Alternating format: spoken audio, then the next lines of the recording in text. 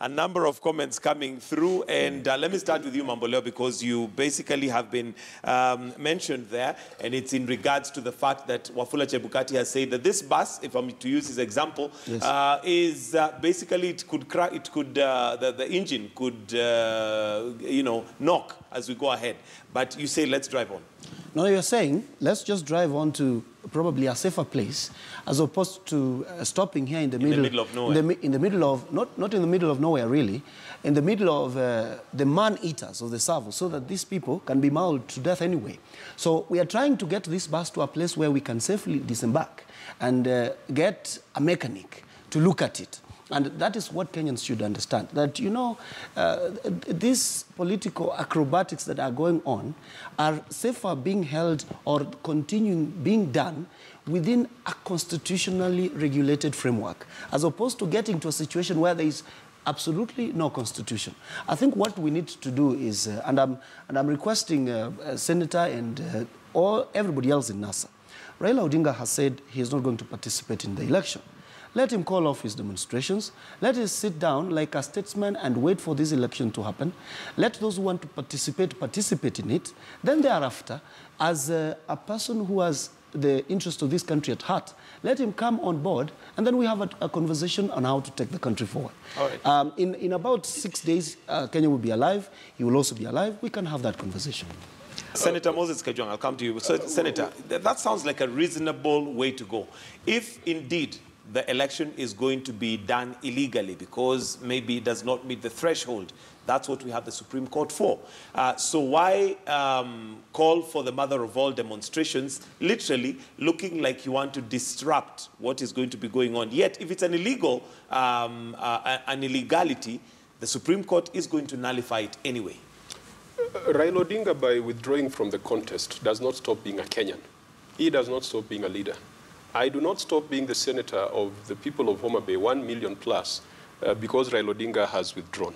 I still have the responsibility, I still have the duty to represent the interests and rights of the people of Homa Bay and the people of Kenya. But that generally could still be done without necessarily putting us where we are today. Well, you cannot say that you have to do it in one way or the other. Look at the Constitution. Does the Constitution allow you to use certain forms of protest and to demonstrate, or various ways? There are many ways of doing it. You can do it in Parliament, you can do it on the street, you could look for consultative fora so that you can be able to push things forward.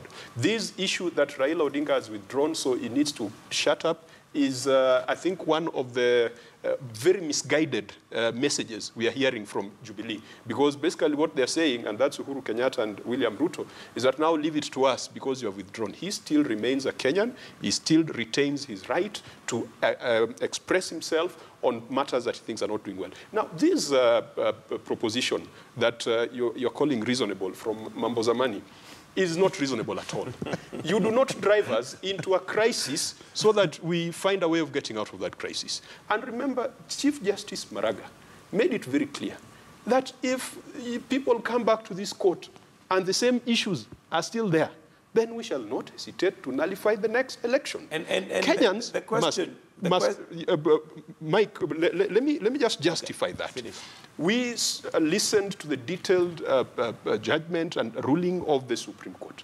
The issues that were cited by the Supreme Court as having led to the nullification of that last election, the assertion that an election is not an event, it is a process.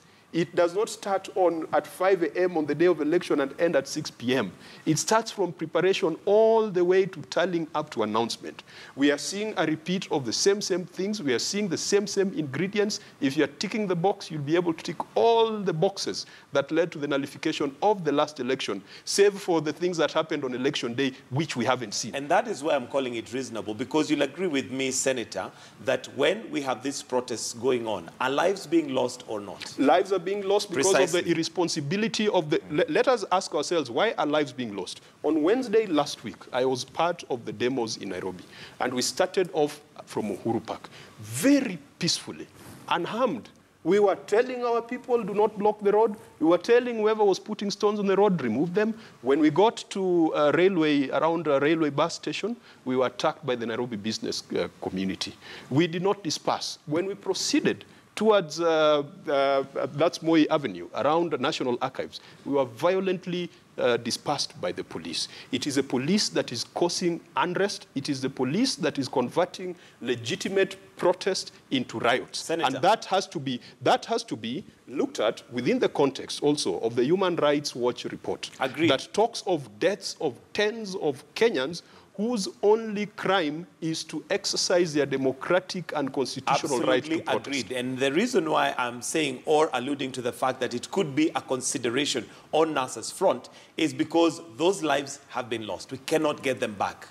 Putting other protests means we're putting other lives at risk. Whereas, hang on, let me finish. Whereas you've just mentioned that if we go into the elections, if you look at the ticking box of the Supreme Court ruling, it is going to fall flat. So why put people's lives at risk by doing the protest and going on and calling a protest on the 26th, rather than wait, since Jubilee have decided this is going to happen and they're willing to have the taxpayers' money used, why not wait for the same Supreme Court that ruled and then go back and say, look, for the sake of the lives of Kenyans, we are going to wait for the Supreme Court, and based on the facts, this election is null and void. Mike, I refuse to subscribe to that line of argument and that school of thought.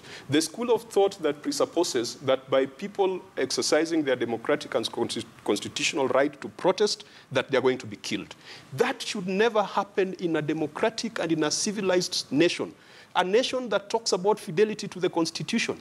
It is only fidelity when it comes to elections. There's no fidelity when it comes to the Bill of Rights. There's no fidelity when it comes to integrity. I refuse to be part of those who think that by demonstrating and protesting and picketing and petitioning authorities, we are going to invite deaths. What is going to invite greater deaths? And experience has shown us.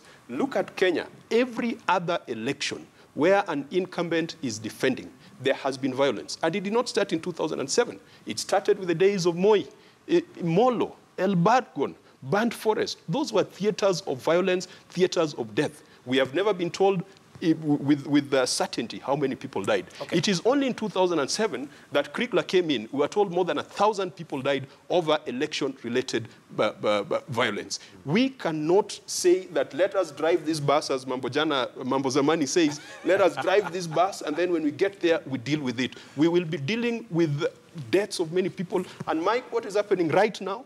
We've got a buildup of genocide. We have already started seeing the signs. We have already started seeing human rights organizations saying that the deaths of people in this country seems to be targeted at certain communities and certain regions and supporters of certain political parties. Right. We'd rather get it right now. We'd rather get it right now rather than saying that let's mess it up and then we go to Maraga. The problems of this country, let me repeat this, and I will say it ad nauseam. The problems of this country will not be fixed by Chief Justice Maraga. They will not be fixed by Chebukati. They will not be fixed by the lawyers. They will not be fixed by an election. The problems of this country require us to sit down and talk and agree on the future of this nation. If your marriage is breaking down, it will not be fixed by a lawyer. It will not be fixed by the pastor. All right, let me hear from Eugene before we move on to the next point. Eugene? Mike, Third Way Alliance has been consistent in trying to ensure that things are done to book. When we went to court and joined with NASA in the Al Ghurair bit, actually it's our prayers that took the day. When you look at IEBC's situation right now, it is whatever NASA is asking for is right. I mean, things are, they need to see something happen. We must address IEBC's place in giving us that election. We, as Third Way Alliance, also have our own demands. It's not just about the demos. We've also said that we want anybody who's been implicated, culpable of whatever happened at the 8th August election, they should actually step aside so that the necessary processes can follow. Now, then we get ourselves to our diverting points with NASA, because NASA have already said that this is non-negotiable, this is what we want. And Senator talks of an election not being the solution, not a lawyer, but people sitting down and agreeing, yet they themselves are not ready for that. I think let's just be consistent with our thought. If NASA really feels that they're aware of what will change. Let them express that. This is a point that Jubilee, NASA, Third Way, Independence, everybody should be castigating IEBC. Right now, we should all be singing out there with one voice that IEBC, we demand better. All right. With less than a week to the repeat election, IEBC chair is not taking any more commands from NASA and Jubilee. Wafula Chebukati says this should be taken as the last warning, though the chair fell short of clearly stating what his course of action would be should the political class defy his yellow card. As the referee, I want to issue a stern warning to the players of this game on all sides that they should stop all attempts to interfere with the process. The failure to do this will result in consequences, as I've made up my mind to uphold the Constitution and the will of the people of Kenya, regardless of threats, intimidation, and pressure. No one side is absolved from this, and that's why my warning goes to all parties involved. All right, and let me start with you. Mambo Leo is the name. I've had Mambo Kesho. I've also seen somebody online who is saying he's Mambo Yote. So it depends on which side you are. So Mambo Leo is the official name. The others are depending on where you are. But anyway, yeah, your thoughts on Chebukati's statements, and also the fact that some may say the writing is on the wall as to what may be the next action from Chebukati. It's very interesting. Chebukati even wore a yellow tie so as to show the yellow card that he was actually waving at all political players. However, that does not mean something now that I'm wearing a red one, and so is Senator. However, I am extremely suspicious of the moves of the chairman of the commission. First and foremost, it is his responsibility to steer that commission. And what I hear him saying is that a majority of commissioners are not agreeing with him on certain fundamental moves that he's making to make this election free and fair.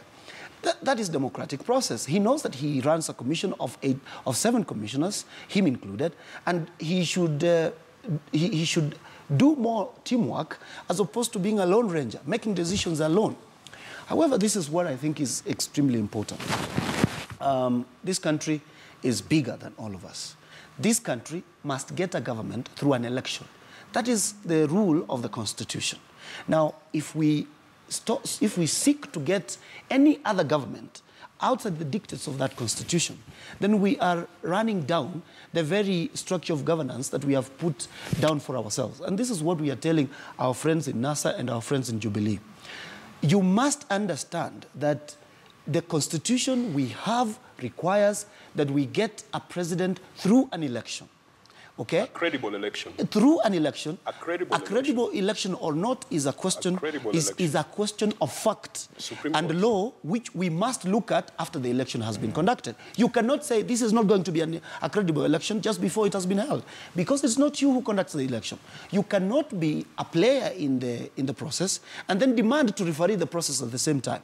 You let the referee the process. When the result does not go or is not in accordance with the Constitution and the law, then we go to the Supreme Court. I don't understand why it is so difficult for players in this political process, including NASA, to have total fidelity to the Constitution. On one point, the Senator is saying, you know, Article 37 guarantees us our rights, freedoms to demonstrate, and so on and so forth.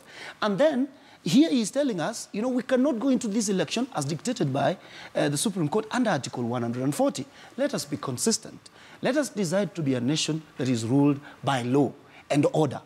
If we want order, then we must stick to the dictates of the Constitution. We must hold an election in accordance with the Constitution, so that if this election does not meet the threshold the Constitution has set, we go to the Supreme Court again. The Supreme Court said it's ready to look at that election on merit. And on merit and decide whether or not this was a good election. Okay. But let me finish by saying this.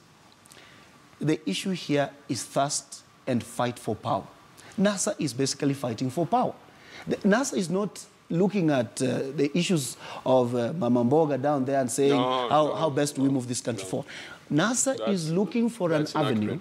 NASA is looking for an avenue to get into power. You know, it is extremely interesting that you go to the Supreme Court, you ask it to nullify an election, it nullifies the election, sends you to an election, then you say, I'm not going to participate. Then thereafter, you see a number of things happening. So, sometimes we look at that commission and think, is Akombe, Chebukati, working for NASA or something?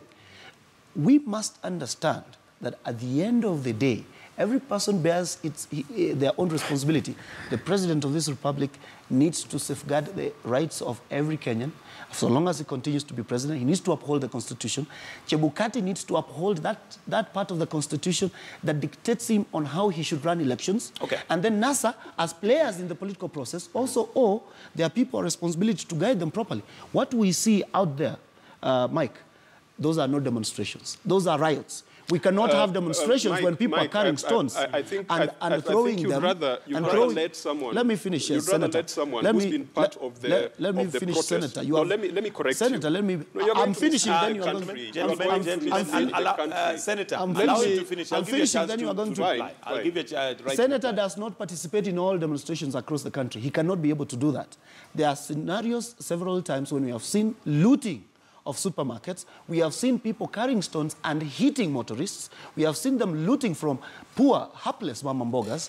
Those cannot be demonstrations. All right. Those are riots. On the same breath, somebody might say we've also seen police throwing tear gas into cars. But let me hear from Senator. Listen, Mike, and I think the lawyers, and when we started, we wanted to forge a path for the country. During the break, I mentioned that it is getting very dangerous when you find Kenyans in their privacy talk about issues. And sometimes when you listen to Kenyans talk about politics, they say things that will shake you as a political stakeholder. I am a senator in the Republic of Kenya. I am elected by an entire county. I am a member of a political formation. Sometimes I sit down and listen to people who are supposed to be responsible, do an analysis of politics, and you feel sorry. You cry for this country. As I mentioned to you during the break, that I sat somewhere, distinguished people saying that Akombe is a Luo, so that is why she resigned. Those kind of discussions. And I see that being perpetuated by Mamboleo here, that NASA is not out for the Mamamboga, NASA is looting supermarkets. There is a difference between a demonstration and a riot. Look at Nairobi. The police invested in a monitoring system and surveillance system. There are cameras in every corner of Nairobi CBD. When the MP for Kabete was killed, we were told that the police surveillance cameras were able to track his movements. When Jacob Juma was killed, we could get footage of his movements. When Chris Msando died, we could get his movements right from the time he left Anniversary Towers and went to a club and drove all over the place. Are you telling me that with all these investments, the police is not able to surveil and monitor NASA demonstrations and be able to nip in the bud the criminal elements that are there? I have participated in demonstrations. I have never carried a stone. So this blanket condemnation that I'm hearing from Mamboleo is extremely unfortunate. It's a kind of discussion we should be having in a bar, but not on national television. Every Kenyan has got that right to demonstrate and to protest when they feel that their rights are not being observed. And they cannot tell us that we don't have a right to demonstrate, but they have a right to hurtle us to Armageddon in an election that is bungled. Now, saying that let us wait until the Supreme Court, self-inflicted dangers, self-inflicted pain.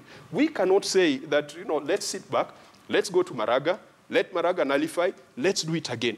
Do you know the Constitution of Kenya does not have an exit clause on repeat elections? How many times do we want to do repeat elections? This election of 26th, it is possible that someone can go to court and seek for its nullification. It could be nullified. We could go into another 60 days, and on and on and on. Do we want the mamambogas that he says that we are not interested about? Do we want these mamambogas to be subjected to an election without an end? That is why we are saying we need to talk. Chebukati has already offered that I want to talk to the main protagonist. I hear Third Way Alliance also wants to be part of it, and I think it's fair that they're also part of that discussion. Let's ask ourselves, as a referee, do you have the right, do you have the power to call players? And I believe the answer is yes. All right. And if Chebukati calls the players to come and let's first thrash out issues, let's agree that we are proceeding into this matter, what we should be hearing today is the president and the NASA leader, Raila Odinga, and the Third Way Alliance leader, and other people, including Jirongo, saying that we welcome the invitation by the chair of the IBC so that we sit down and forge a way forward. So that is the beginning of that talking and listening to each other that we are talking about. All right, it's 26 minutes after 8. I need to take a short break, then we'll be right back just to summarize and have our closing comments. And hopefully, our closing comments are not going to be Jubilee or NASA. They're going to be Kenya. That's what we're talking about here, a country that is on uncharted ground. We're taking a short break. We'll be right back.